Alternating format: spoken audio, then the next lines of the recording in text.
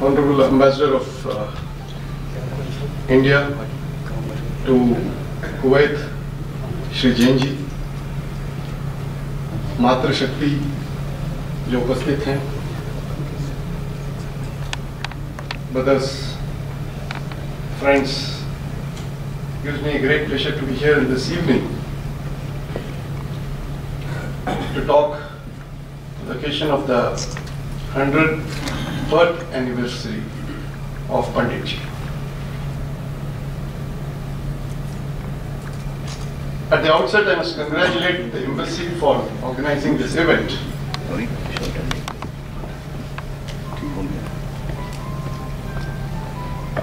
We can have political ideologies,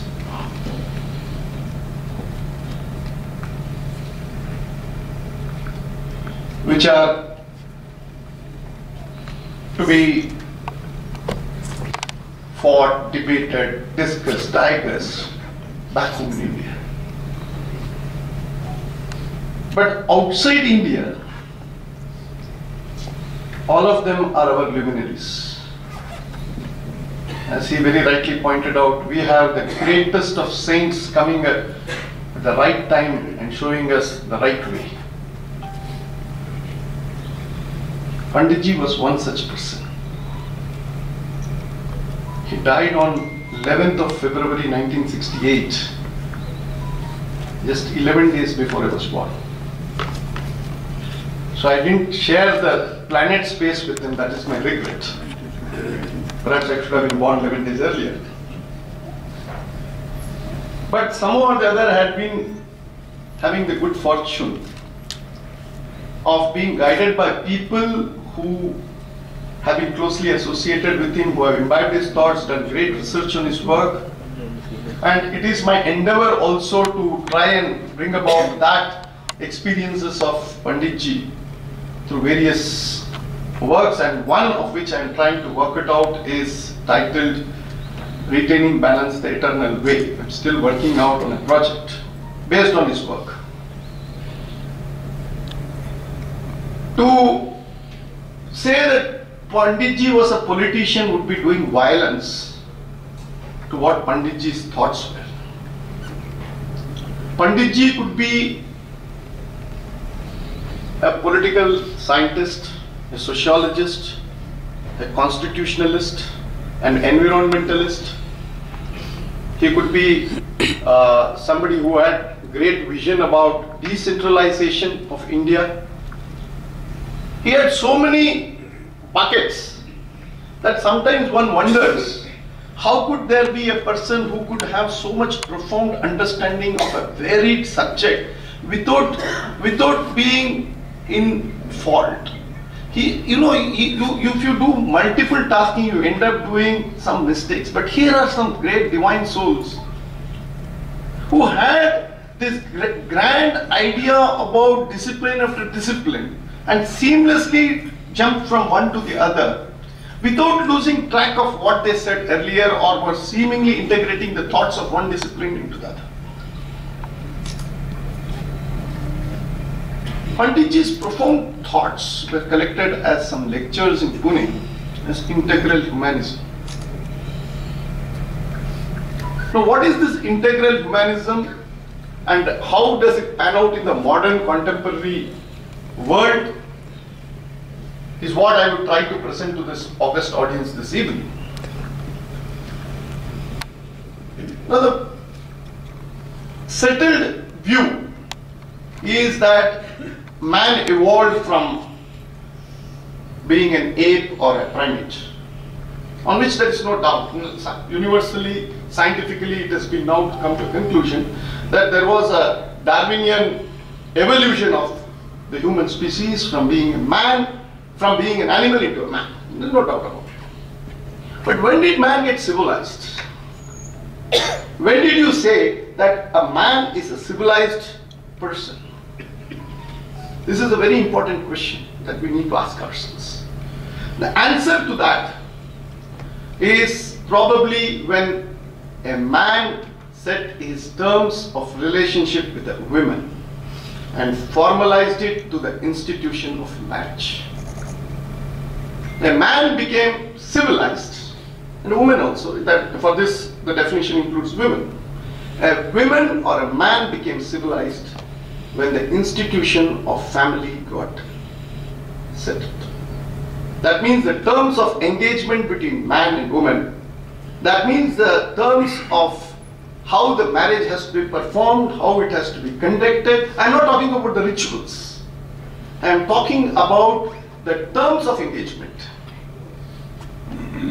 It could be the traditional Hindu way of Ardhanarishwara. It could be whichever way Adam and Eve. You leave the religious part to it. I am only talking about the secular idea of marriage. When a man got settled with a woman in terms of a marriage, the institution of marriage was born, the day society was born. The day society was born, civilization was born. It's a very, very important milestone in the life history of mankind. And if you don't understand or comprehend the importance of marriage in our developmental path or civilizational path of the history, in the history of mankind, we will be doing a great injustice. So how did this work out, and how does it relate to the modern era? The institution of family is the most potent one as far as economics is concerned. We chartered accountants, economists talk about 4 balance sheets. The household balance sheet. 2, there is a balance sheet of the banks. 3, there is a balance sheet of the businesses. 4, the balance sheet of the governments. You know which is the most bankable balance sheet in all the 4? It is the household, where the assets exists. There is no liability except the husband's. In a balance sheet of the household, there is no liability except that of the husband's. There is only deposits into banks. There is shares invested in companies. There is bonds purchased from the government. It is the household balance sheet that lends money to the other 3. World over, one balance sheet is constantly in a problem. That is the government's balance sheet. Whether it is the government of United States of America or whether it is that of some other small, tiny, Crooks Island or Vanuatu or some other place, you will always find that the balance sheet of the government have only liabilities and very little assets. There is always liabilities exceeding assets. Most balance sheets of governments. Then there are the other 2 balance sheets, which is the balance sheet of the businesses, balance sheet of the banks, that goes up and down regarding the house, economic cycle. When the booms are there, then the banks and the business do well, and when there are busts, the banks and the business come down, and this goes on. In modern economics, it's called economic cycle, and they have various theories for it. Let us leave it aside. But on these 4 balance sheets, the strongest balance sheet is that of the household. August 6th, 2011, people will recall, and this date is very important, because August 6th, as you all will know, that the first nuclear bomb was dropped in Hiroshima, and after several years, the Standard & Poor came out with a finding that the American bonds were not to be rated AAA, they were brought down by a notch. And all hell broke loose. The world financial markets collapsed. At that time, the former president, Shri Pranab Mukherjee, was the finance minister. So next day morning, he was asked a question, and he was attending some meeting, and he was asked a very profound question, that, sir, the American currency has been rated a notch lower. What will be the impact of that on the government, on India? He said cryptically, and he is a profoundly wise man, he said, it is a crisis, but the fundamentals of Indian economics are strong. What does he mean by saying that the fundamentals of Indian economics are strong? Indian economics, or for that matter global economics or American economics, is complicated by economists. You ask any economist what is economics, they will say it will take 3 years to understand economics. But talk to a housewife, it takes 2 minutes. She understands it far better than any rest of your economists. And I will explain it in 3 sentences. You must produce. The production must lead to consumption. The consumption must not be so avaricious. It must be tempered, that it must have some savings. Savings must lead to investment, and investment must lead back to production. So production, consumption, savings, investment, and back to production. If this cycle is maintained in an equilibrium state, you don't require government economic policy. But it is not in an equilibrium state. Sometimes there is more consumption, less consumption, sometimes more investment, less investment, more savings, less savings. So the equation doesn't balance. That is why we have monetary policy, fiscal policy, taxation policy, import policy, export policy, commerce policy, this policy, that policy, so that we get bamboozled by jargons without understanding that the core idea is an equilibrium that has to be maintained. Now, if there is going to be excess of savings, understand, excess of anything is a problem in economics. Supposing you have, in my state, where I come from, Tamil Nadu, you ask the metro water suppliers, what will you do if there is a shortage of water? Instantly they will answer. Right from the topmost man in the metro water will say, sir, we have got a book, we will know how to deal with water shortage. But you ask him, what will you do when there is a water surplus?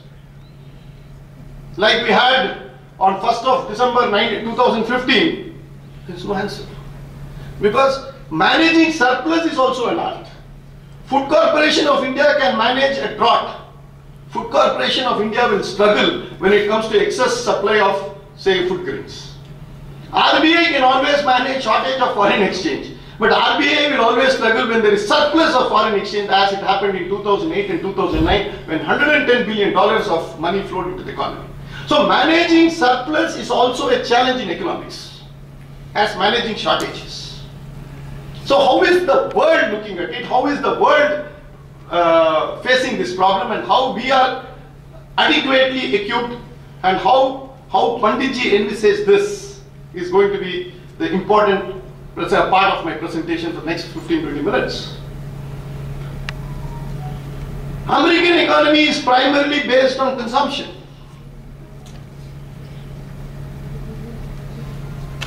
Drop till you shop. Shop till you drop. That's what Bush said in the aftermath of 9/11.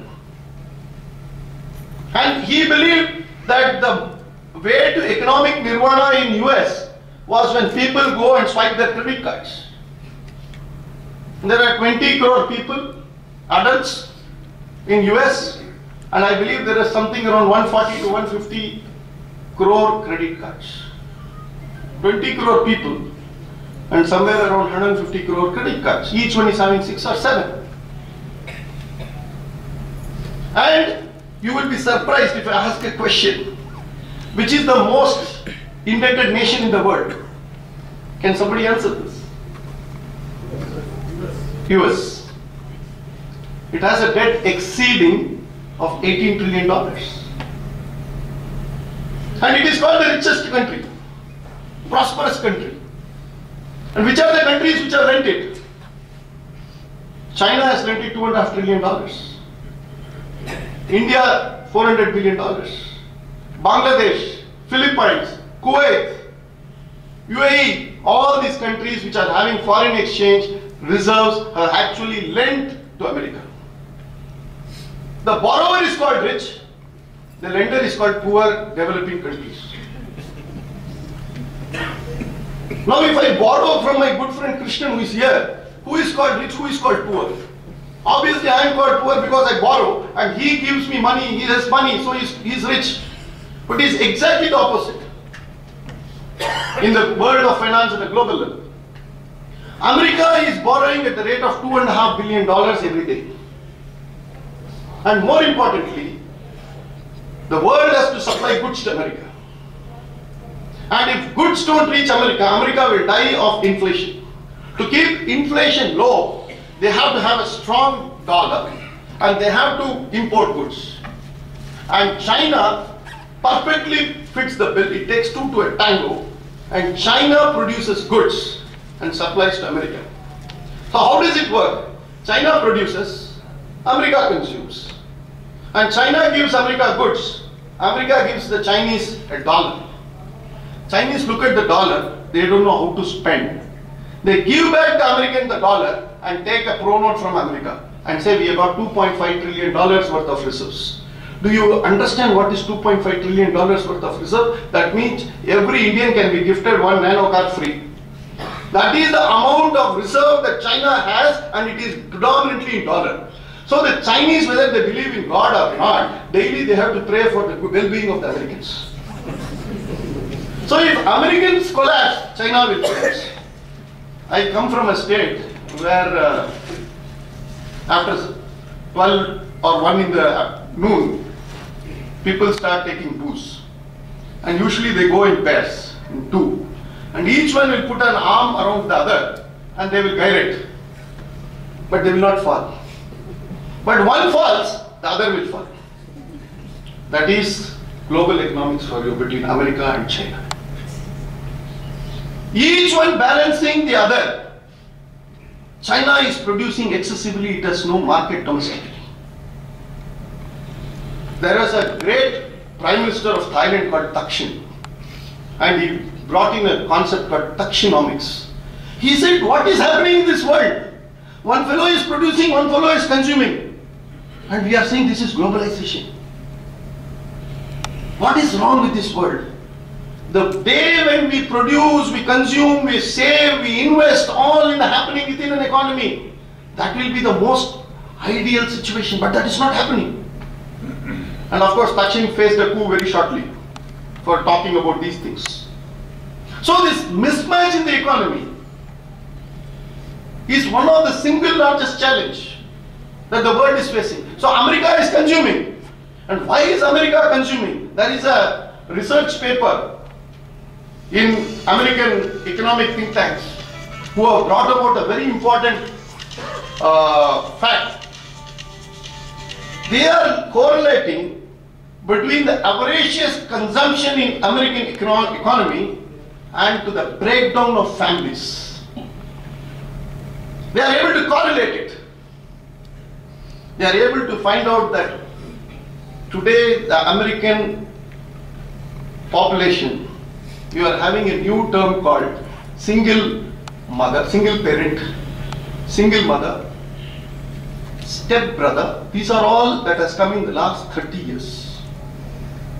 And this has led 5% of world's population in America consuming around 40% of world's resources. An unsustainable model of development or growth. This may continue for another 5-10 years. But the biggest challenge will be the day American dollar will be under threat, because the day people feel that we are lending to a person and giving him goods and he is consuming and he is also being financed by us, then America will have a problem. It is like somebody working for you, paying his salary to you, so that and also giving you goods so that you can consume. Can you ever think of this model as some sort of a sustainable model? This is called globalization, this is called global economics. Contrast with China. China is a savings economy. 45-50% of its GDP is saved. America has a negative savings rate.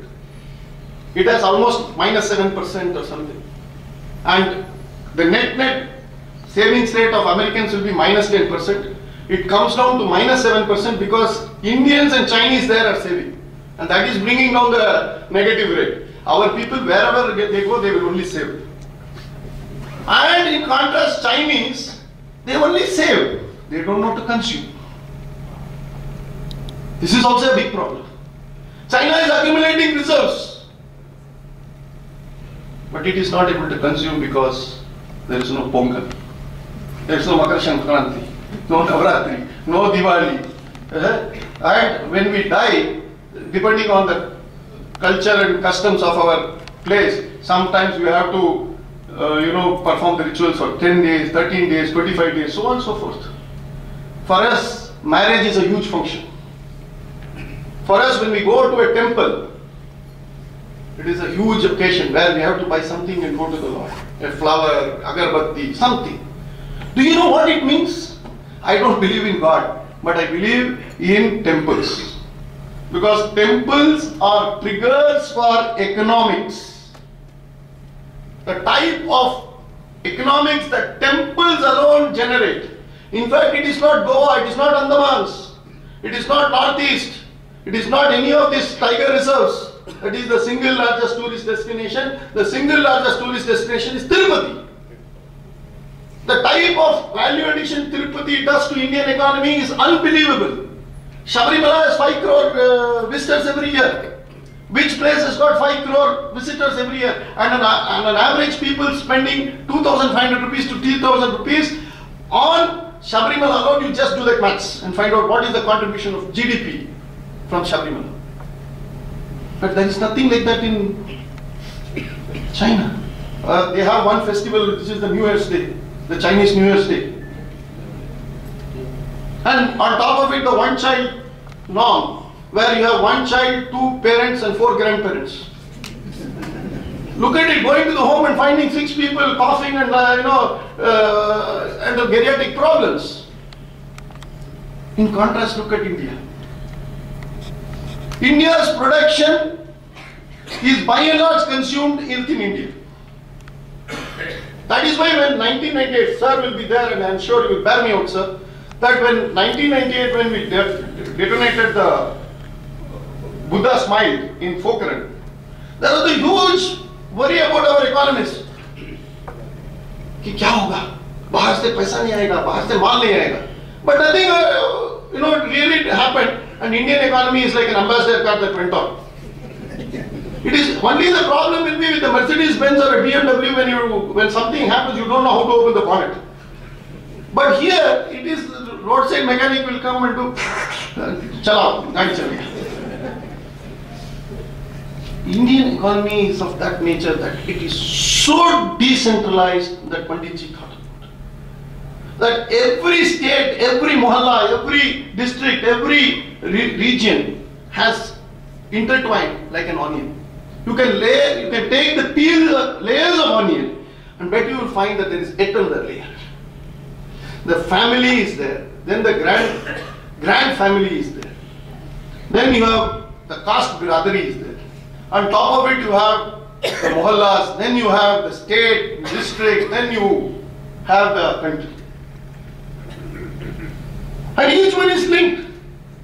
And if there was no Lord Rama, UP would have been a different country than Tamil Nadu. But Lord Rama came from UP, Ayodhya to Tamil Nadu. And the climax of Ramayana is in Tamil Nadu. You must understand that Lord Ramayana's climax happened in Tamil Nadu. And that is why we believe Lord Rama belongs to us rather than of a UP guy. And Rameshwaram is more a destination for somebody from Bihar or UP, as Ayodhya is to many of us from South. And this is the integration that we talk about. It is not brought about by only the constitution or the modernity of India. It has been there right through civilization. And it is this nationhood, it is this culture, it is this ability to intertwine with economics and culture. It is with politics and economics. It is with environment as a sustainable model. All that were brought about by Panditji. Probably the problem is that 50, 60 years back we didn't critique Panditji as much as we should have done. We left his thoughts in vacuum. We left his thoughts uncritiqued. And probably many of our heroes in the 20th century, like Rajaji for instance, I would not have understood much about Ramayana and Mahabharata but for the fact that I read several times of what Rajaji wrote. And it was such beautiful, simple English of how he taught us about Ramayana and Mahabharata. So that gives us enormous amount of understanding about our own culture. So this ensures that our economics is foolproof. There have been several taxes, several ups and downs, several finance ministers, several ideologies. For first 40, 50 years we said socialism only is the way to our economic salvation. Then we said no, globalization is the way. But Indian economy is moving on. And you will be surprised that in 1991, when the liberalization process started, the Indian savings rate was around 10%. There were economists who suggested that we are wastefully savings. I am sure ladies here will find it a bit offensive, but this is what our foreign economists suggested to Dr. Manmohan Singh, that India is saving wastefully and she has to bring down her investment, her savings, and we have to consume more goods so that we will have malls, we will have shops, goods should be imported. All this which was available in the other parts of the world must be made available to Indians so that they can buy those goods in India cheaply. Reduce your customs rate and allow people to spend their way to richness. Malls came, goods came, people went to the malls, listened to the advertisement jingles and came back home without purchasing. Because you cannot cheat the lady in the house, the cleverest person. And after just 24 years, in 2017, our savings rate is 30%. Believe it or not, this is exactly what the world-renowned economists ordered as a prescription for taking Indian economy to a greater growth rate. We saved our way to glory.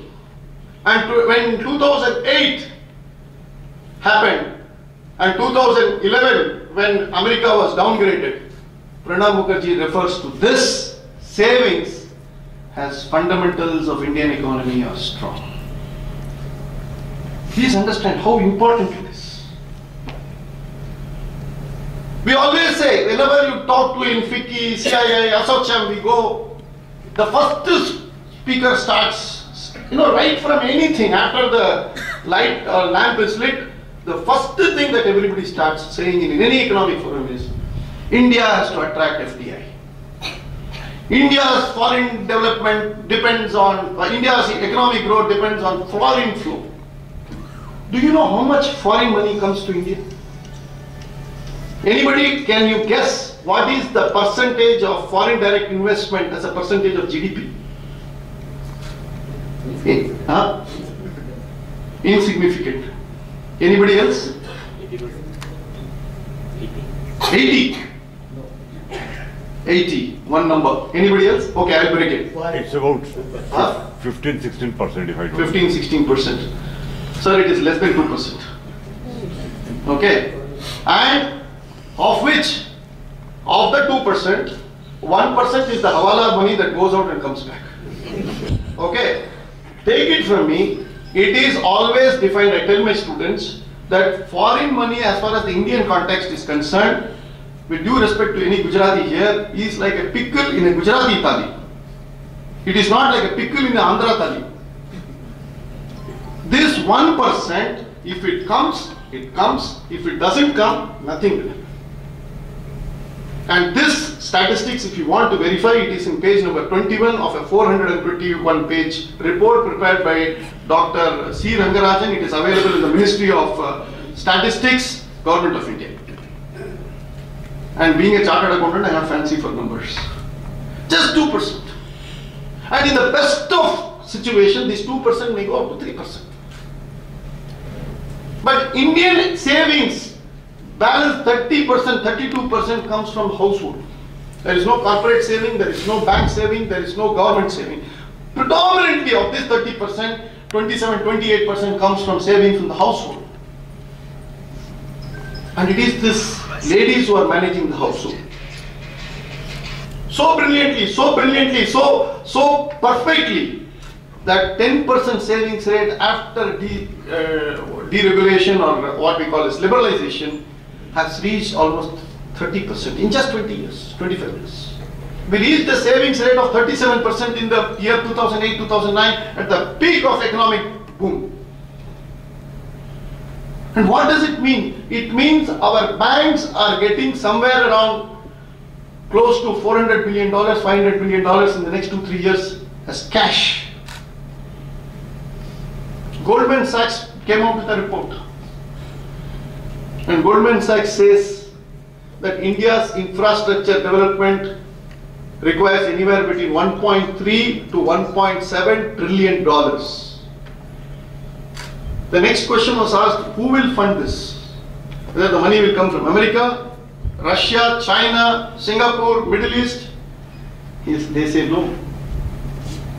India's development of this infrastructure program will largely depend and significantly be funded by domestic resources. Whether it is going to be sugar, or whether it's going to be dal, or whether it's going to be foreign direct investment, India cannot be seen as dependent on a foreign nation. India will never be dependent. And it is this savings and the consumption that goes behind it. We have ticked 2 of the major boxes. Our problem is converting savings into investment. Our problem is not with savings. Our problem is converting savings into investment.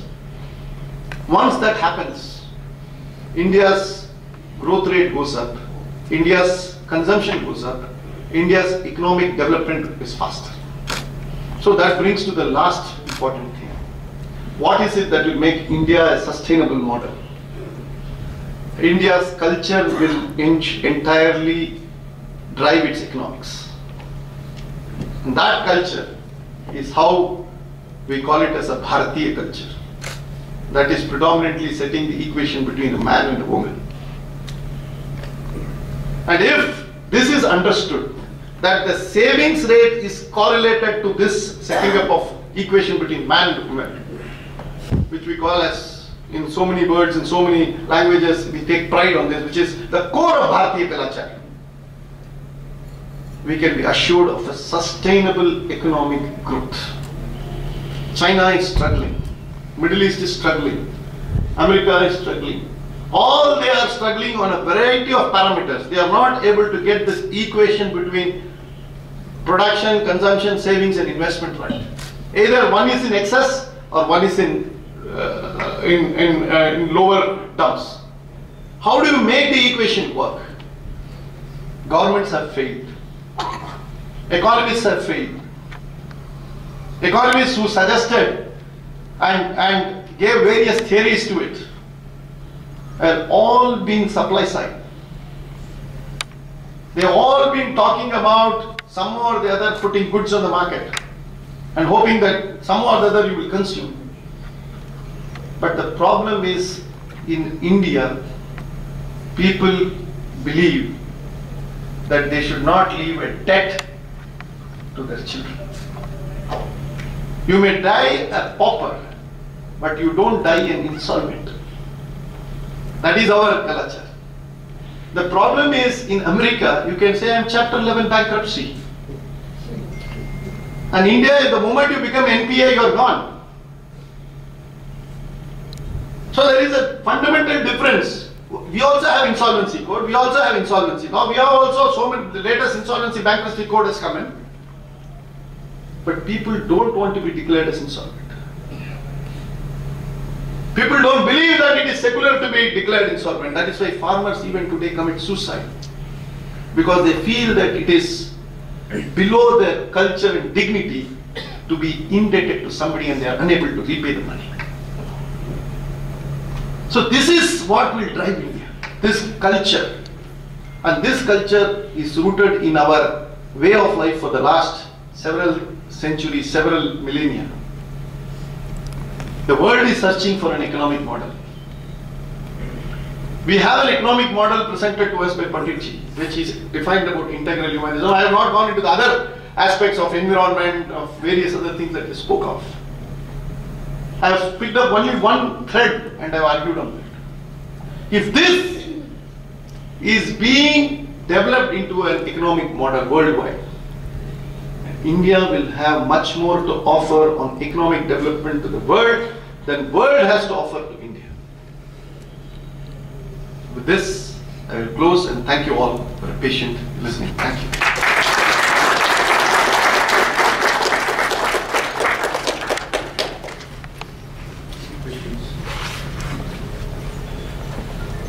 Any questions? Any questions? I'm ready to take it. Yes, sir.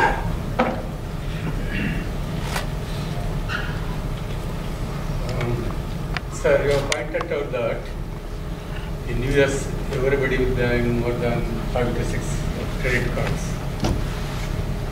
Not only that, they will be upgraded their credit limit when they purchase more like this and that, diamond, gold like this and that.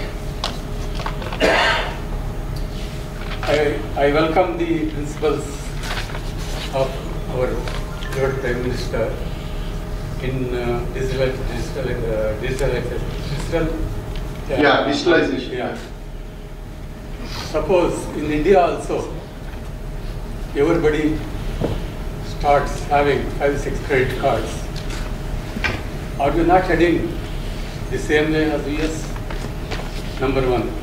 Number two, when there was economic crisis during those years, India did not suffer because we were only dealing with cash money and we were self-sufficient.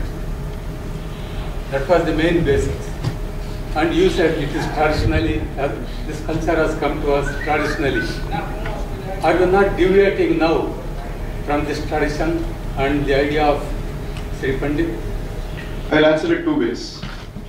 We all have credit cards. I personally have 3, 4. But I don't use it. And so is the case with most of us. When we use credit cards, have you ever touched your limits on your credit card? That is the question. You may be having a limit on your credit card. Have you ever touched it? And if you have touched it, have you repaid it next month, or you allowed somebody to come and knock at your door? Even the best of people, remember in India, if they get a knock from the door of the bank, from the bank, they feel very small. They don't say, sorry, I don't have money, I am going to apply for insolvency. This is what is beyond law, please understand. But the banks become bankrupt when they don't pay that. That is why, how many of us do it? No, how many of us don't repay credit card? We may as industrialists not repay the bank's money when we take industrial loans, but on credit card, personal loans, sir, that is why banks are also not foolish. When they give you money, they are giving you unsecured. And yet, the strike rate on credit cards is 99%. Whereas in industrial loans, you know what is the NPS. And coming to the second thing, as far as taking off on cash and digitization. See, our problem with 2008 was we were not linked to the outside world in the financial sector. We must thank Y.V. Reddy, our former governor of RBI, because he and Dubbi Subbarao made enormous Chinese walls to ensure, created enormous Chinese walls to ensure that we were not linked to the outside world in the financial sector. That is why we did not get toxic derivative products, and hence our banks escaped. Otherwise, left to ourselves, we would have said this is the next step forward is to buy foreign bonds, junk bonds and all these derivative toxic bonds, and that would have been finito for our banks. We have put a very clear embargo. We will not buy beyond what is stipulated in the RBI Act and the Banking Regulation Act, which is basically to buy the bonds of the government. And till such time we don't globalize our public sector banks, our banks will be safe from the perils of globalization. Today nobody talks about globalization. Please understand, today in any government lecture, if you go after 2004, nobody says globalization. In fact, it has become a dirty word. But between 91 and 2004, 2005, even you can say up to 2008, people used to say why did the water not come in your tap? In fact, in the world of globalization, they will start talking like that. But today, people are constrained not to use the word globalization. That will ensure our survival of the banks. Digitization and cash is only an internal arrangement. There's nothing to do with what we are talking about. Thank you. Thank you, sir. Yeah. Good evening, Mr. Venkatesh. Thanks for the introduction. Good evening, sir. My question is how to minimize and prevent corruption both from giving and taking? It's a very complex question. And being a chartered accountant, I find it very difficult to answer it also. But I will tell you, corruption requires a multi-pronged attack. First, we must automize our ways of interaction with the government. Corruption happens only when you interact with the government. Corruption doesn't happen when I and you deal. That's not corruption, that's bad commerce. But when you deal with the government and end up paying something more than what is prescribed, or what Section 13, Section 11, Section 9 of the Prevention of Corruption Act defines, all these things are definitely corruption. So how do we deal with it? We automize our interaction with the government. You would recall that there was a day when we had to pay 500 rupees at the passport office mandatorily to get our passport. Today with the Kendras and other things, I am not saying that that has completely eliminated, but significantly it has eliminated. And to that extent, we require to understand technology is a big corruption breaker. The second one, the complexity of laws invariably leads to corruption. If you have a complex law, it will be definitely interpreted a complex way, and definitely there will be people who will be taking bribes to make it discretionary. So unless you remove the discretionary power of the person who is assessing, especially in tax and other places, this will definitely be flowing. The third one is the use of RTI. I think somewhere down the line we started very well by allowing RTI to be a tool to fight corruption. But over the period of time, I think the usage of RTI has some sort of tapered down, and government is very reluctant to give some data, especially some of these institutions don't give you data. So again, the government has to relook at RTI and make it vibrant. Lastly, nothing like handcuffing people and taking them to the prison and making all the 800 channels beam it live. And once you start doing it, 10 people in India, automatically corruption will fall down significantly. I am told that is going to happen very shortly. Please wait. Good evening. Thank you for the wonderful lecture about the economic cycle. I would like to ask one question, Tamil only. இப்போ எல்லாத்துக்குமே investment வந்து பெரிய பெரிய கம்பெனிஸோ share, இப்போ ஒரு எக்ஸாம்பிளுக்கு வந்து tollgate road infrastructure இந்தியாவில் போடணும் அப்படின்னா பெரிய பெரிய ஒரு நிறுவனங்கள் தான் வந்து பைசா இன்வெஸ்ட் பண்ணுது, அதர்வைஸ் ஃபாரின் எக்ஸ்சேஞ்ச். ஏன் வந்து ஒரு பப்ளிக் செக்டாராக ஒவ்வொரு இண்டிவிஜுவல் சிட்டிசனையும் வந்து ஒரு சின்ன ஷேரில் வந்து சேர்க்குற அளவுக்கு his question is, why isn't individuals made part of an undertaking and forcibly asked to take shares? Forcefully ஷேருங்கிறத விட இந்தியாவோட டெவலப்மெண்ட்டுக்குரிய ஷேரை என்னோட ஒரு பங்கு இருக்கலாம் அப்படிங்கிறது என்னோட question. So nothing stops you even today. In the sense, you can go and buy some rural electricity bond.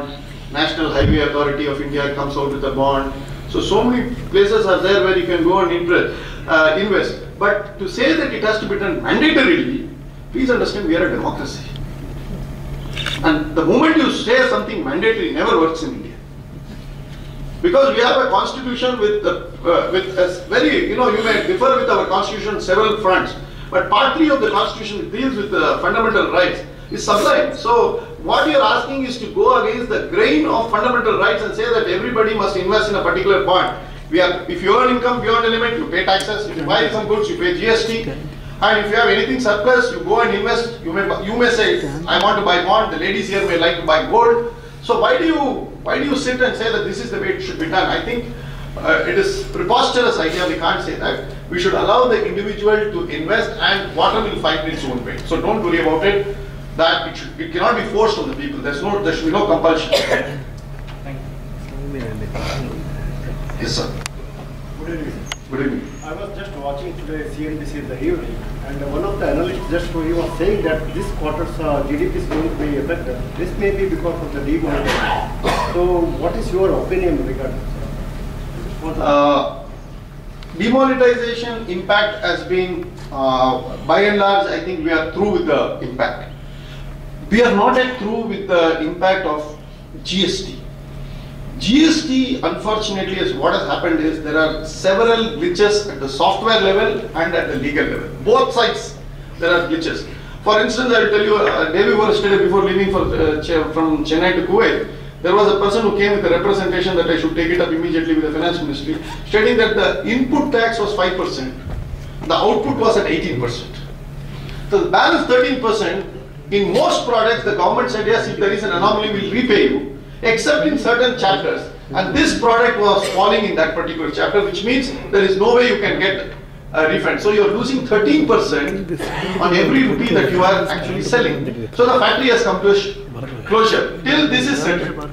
This is expected when you go from a regime which was totally different to a different regime which is supposed to be tech-based, very easy and very smooth. The transient phase, definitely you will have some slowdown. I am not worried about it. I am only worried about 3 or 4 things which I don't think is the right time to debate. We have to bring down our ease of doing business. There is an unease in the ease of doing businesses. We are ranked around 130 when many of our competitors are ranked much lower. Our savings rate is very high, it is not getting converted to investment rate because of this we are not getting enough goods to be manufactured. Once enough goods get manufactured, enough jobs come in. So we are to convert, we have to only focus on that particular area of the economy where there is a blockage. Once that is cleared, I think we can settle this. So this 5.2% in a quarter is not much of a problem. You know, we have a timelessness in our history. So we don't know when time started. So this 1 quarter, 2 quarter, CNBC, all those things should not distract you. So what is of importance is whether the fundamentals are strong and whether we can surmount these challenges. In my opinion, yes, but it will take some 2 or 3 quarters. Yes, sir. Then for the next lecture, this 30% savings you are talking about, does it reach the banks or the government? How it results in a GDP growth or? 30% is spread, like something like 10% is held as cash and 40-45% goes to the bank. And the balance is in some sort of real estate, 1 or 2% goes to the stock market. So this is how it is spread, and the economic survey in the first few pages gives out the details how the savings is actually invested back into the economy. Have an impact on the direct taxes collected? So the savings has nothing to do with direct tax. This is at the back, it's a balance sheet item. Banks then should have become more. Banks get money, that is why today. See, NPA is different. See, the problem is I get money, I lend to somebody, and that somebody doesn't repay. But you are all giving me money. So we are only talking about the inflow of deposits into the banks, which means banks are liquid. But banks also have a problem with NPAs, and that's called the twin balance sheet problem, which Arvind Subramanian has referred to in the economic survey. He says the balance sheet of banks are in a problem because the corporate balance sheets are in a problem, and corporate balance sheets are in a problem because banks are not lending because of NPA. So we perhaps need to look beyond the 90-day cycle of identifying NPAs. That's what I'm told some people are suggesting to the government, especially the finance minister and the prime minister, that this 90-day cycle will not work in India. In America, you can say 65 miles, I will come there in an hour, buddy. But in India, 65 miles may take even 65 days. So you can't say that, we can do this 90-day cycle and 45-day turnover time and other things. Doesn't work in India. So this 90-day cycle is the problem. If you really ask me, you can't declare every industry as NPA because they are not adhered to 90 days. A bill to the government takes somewhere between 180 days and 540 days. But my feeling is they start crying only after it reaches a very astronomical figure. That's the Indian way of doing things. In fact, a crisis is far better because we can drive greater economic reforms quietly. Yes, sir. Investment in gold, is it a way of investment and it will help the government or it is a burden to the government? Sir, this is a professional advice you are seeking and I am not going to charge you, and hence it's going to be very seriously impinge on you, because the free advice is very dangerous. Every family is selling something in the form of money or in the form of gold. So Sir, if I it is put in it the this form of gold, I understood your question.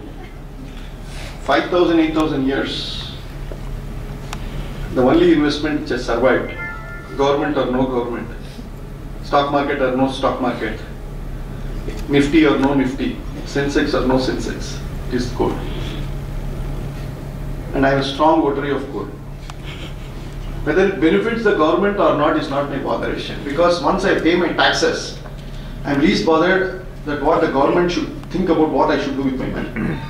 so when it gets imported, there is a burden to the government. I am paying the market rates. I am paying market rates. Government cannot decide after it takes my taxes where I should invest. That's why I said that is a constitutional guarantee given to me. It may be bad economics in so far as the government is concerned, but for 5,000 years, especially those who have migrated from Pakistan during the partition will bear out to this, that the only thing that they took out was some gold, and they came back and they started flourishing back in India. Banks, stocks, shares, real estate, nothing helped them. Even today when the family is in a crisis, 90% of the Indian family rely on Gold. And gold is called the anytime ATM in rural side. You go to a goldsmith, see whether it's gold, immediately the pawn shop will give you cash. Whether it's 12 or whatever. You can't be so sure about anything else in India. And this has happened for the last 5,000 years. This may be under some challenge because of modernization of various things in the Indian economy. But even today, take a bet, gold is a good investment destination. And to make it light, there was an economics teacher, I'm told in one college, who was a lady. She taught about economics and about various investment destinations, and which gold did not fit in. After the lecture, I asked her, "Madam, where do you invest? Do you buy gold?" She said, "Of course. But why didn't you teach this in the economics class?" She said, "It is not there in the textbook." But the economics teacher will go and buy gold. But she cannot teach it openly because it is not there in the textbook, because these textbooks are imported from outside the world, and hence, outside the world, gold is not an investment commodity or cultural commodity. For us, gold is Lakshmi. You can't, argue with that emotional equivalence that when I go to Tirupati, I buy some gold or drop some gold. No, you can't. So I am understanding this. I fully appreciate what I understand. Gold is culture. Perhaps you have come without your wife, that's why you are asking this question. That answers this.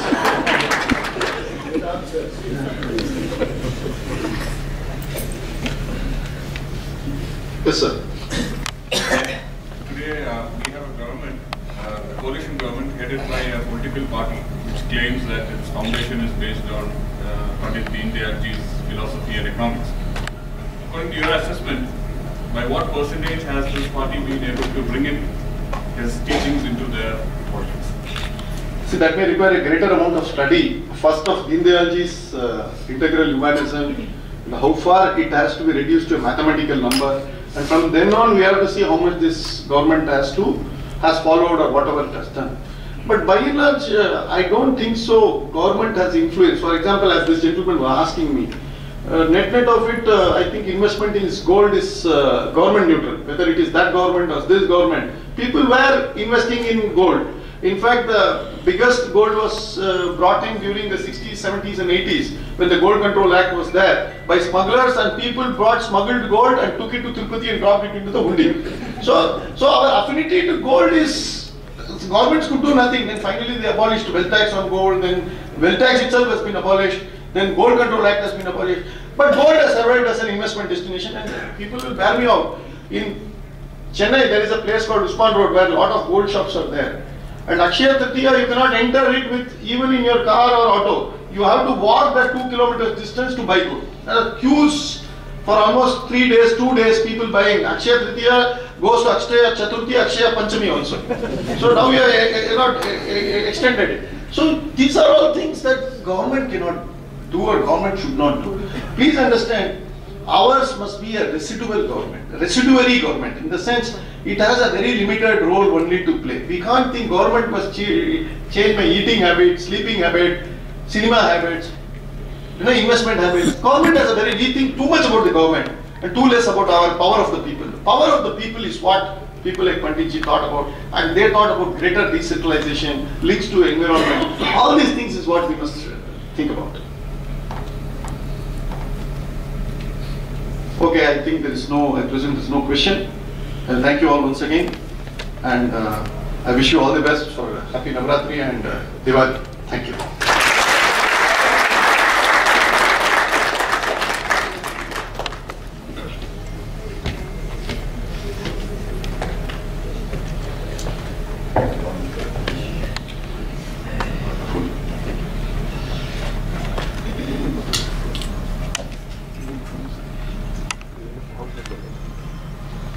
दोस्तों, आज का